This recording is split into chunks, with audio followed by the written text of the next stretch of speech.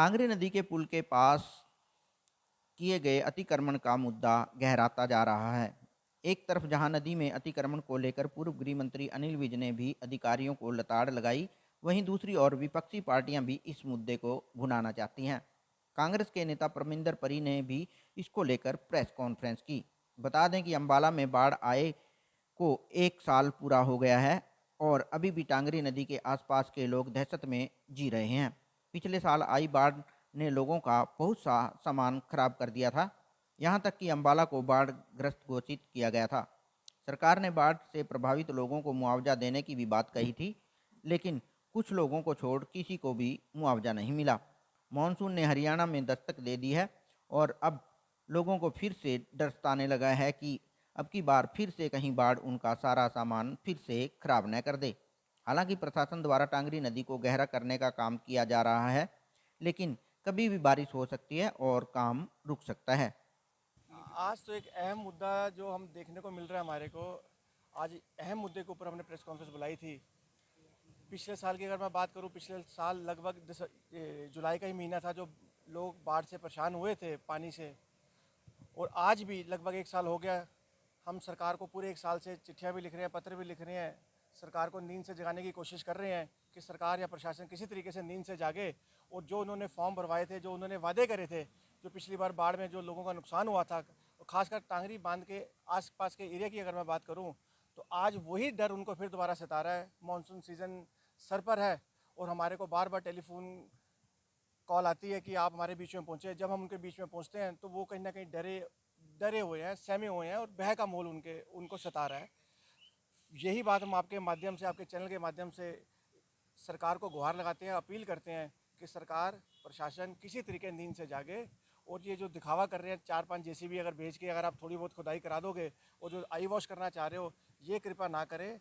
जो बेहाल लोग बैठे हैं पिछले 1 साल से, दोबारा ऐसा ना हो कि दोबारा से बाढ़ आए। जो मौसम विभाग के द्वारा हमें जानकारी मिल रही है कि इस बार शायद पानी का खतरा ज़्यादा है, बाढ़ आने के खतरा ज़्यादा है।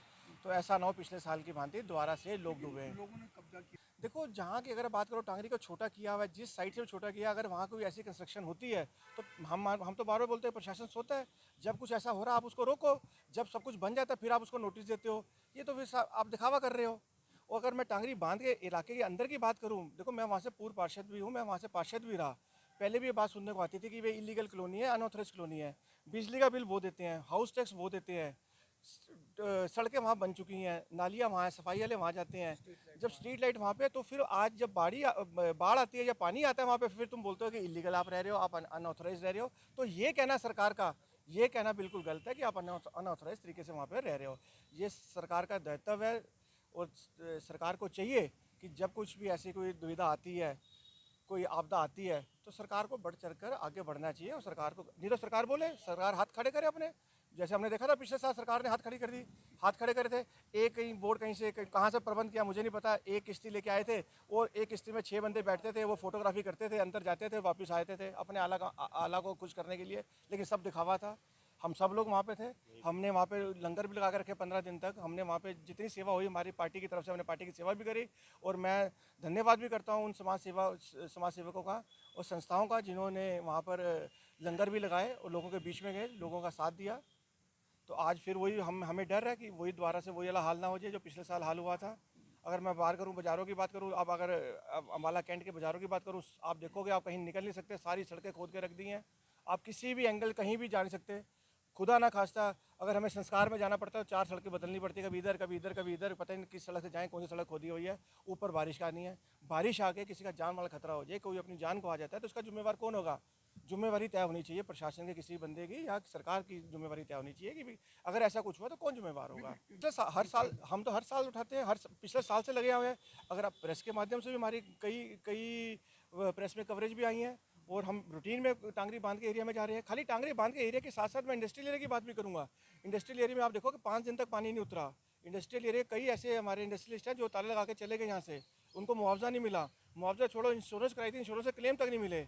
12 क्रॉस रोड की बात करूं, कई गांव ऐसे थे, अगर रामपुर सिसोड़ी की बात करूं, करधान की बात करूं, नग्गल की बात करूं, मिल के पीछे के एरिया की बात करूं, सारे बाढ़ से प्रभावित थे और आज तक 1 रुपये का मुआवजा नहीं है।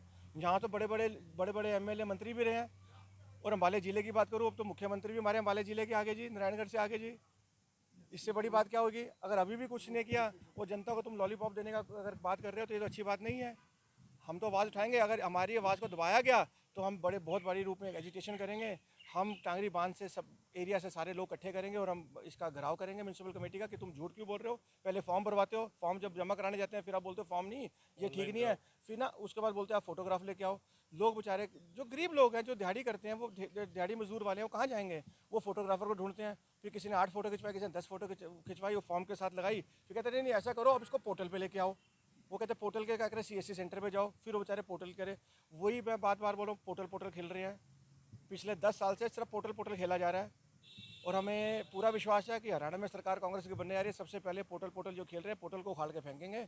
उन लोगों को सुविधा देंगे कि लोगों जो रजिस्ट्री से परेशान है, आज गरीब जनता है, कोई भी गरीब लोग है, चाहे गरीब है चाहे मध्यम वर्ग का कोई लोग है, किसी ने अगर अपने घर में बेटी या किसी बेटे की शादी करनी हो, आज वो कहाँ से करेगा? प्लॉट बेचने जाता है तो पहले NDC नहीं मिलती, वहाँ भ्रष्टाचार, कहीं हर जगह भ्रष्टाचार बढ़ा ही है 10 साल में।